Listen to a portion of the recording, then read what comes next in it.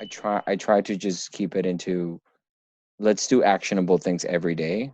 Stay home, don't expose yourself, don't give it to people, and hopefully, if you get it eventually, there'll be a ventilator and a place for you at a hospital. Like that's Right. kind of the. Yeah. Those aren't really actionable things, though. Staying home is pretty passive.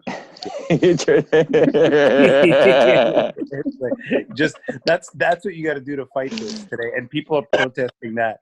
They're losing it over that. What do we got to do to fight this? Stay home. Ah, man, I don't know. It's tough. How you feeling? You good? You all right? Are you dealing with this? It's It's just like people so. went to war. People have been through. It's like all they're doing is asking you to stay home. And It's now the so government's funny. also, the government's also like, no matter what, they are stimulating the economy. They're boosting it now with Oh yeah. they're helping out. Like all these people who need it, they're gonna get the money they need. I know it's not gonna be enough for everybody, but most people can probably it'll be a good boost for them to get that. Yeah, but for how long? And will their jobs come back? I doubt it. Yeah, but at least for 4 months they can breathe. They Yeah. have 4 months of breathing room.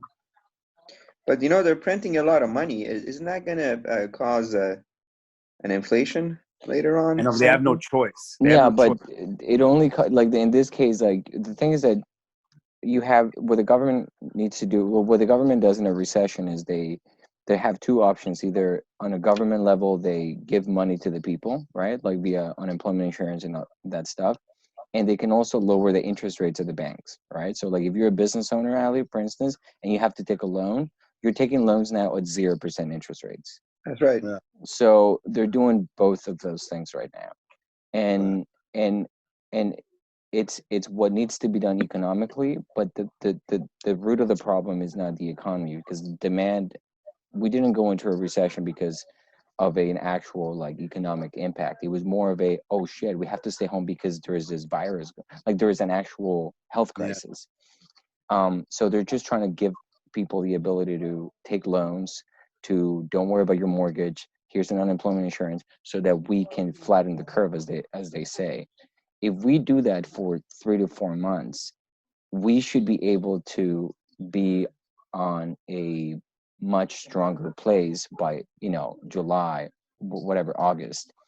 The challenge, and this is what's frustrating, is that we are in a world where, like, if you people stay home anyways, but now that they're forced to stay home, they're mad. They're like, the hell, like, you just have to stay home and watch Netflix. That's all you got to do.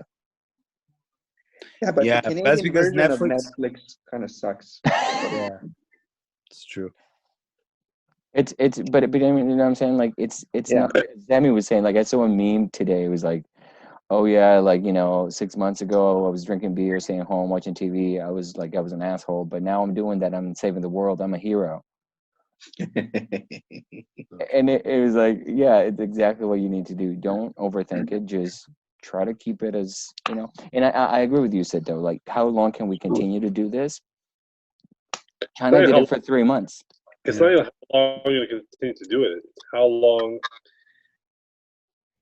Like, let's say you took a loan out. I think they guarantee they're letting you take 40,000 out at 0% for a certain amount of time. The reality is, if you own a restaurant, at the end of the 4 months, it's not going to be 0% forever. You're going to have to pay that back. Yeah. What happen is a lot of people are going to go bankrupt, and then you're going to see like a huge dive. And that's just my prediction. I think you're going to see a huge dive in the economy, and it's going to be housing, jobs, businesses. And that's the scary part. They're going to have to keep giving people money until it's fixed. And it's not going to be 4 months. Well, the good thing about this part of the world is, I mean, in our country, and especially our province, everybody's doing it right.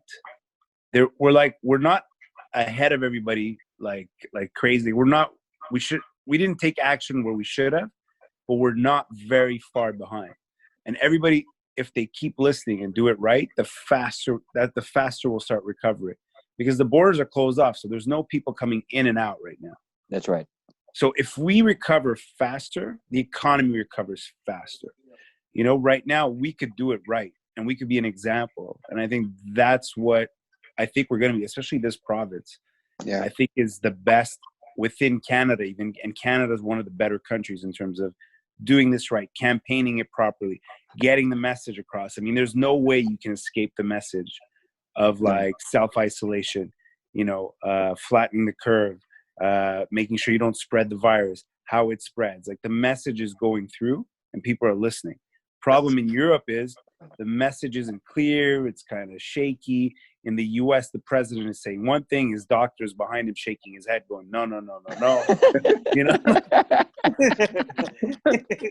Like, so people are confused. I mean, there's still people in Florida saying, this is a conspiracy from the Democrats. And you're like, okay, politics is going to kill people because all the health professionals, the thing is, to make this work, you need two levels, okay? You need the medical professionals, and across the board in every country, the medical professionals, medicine, the scientists are doing it right. They're saying the right things. But you need the right medical professionals and you need the leadership. And the countries with both are succeeding. The ones with just one are failing.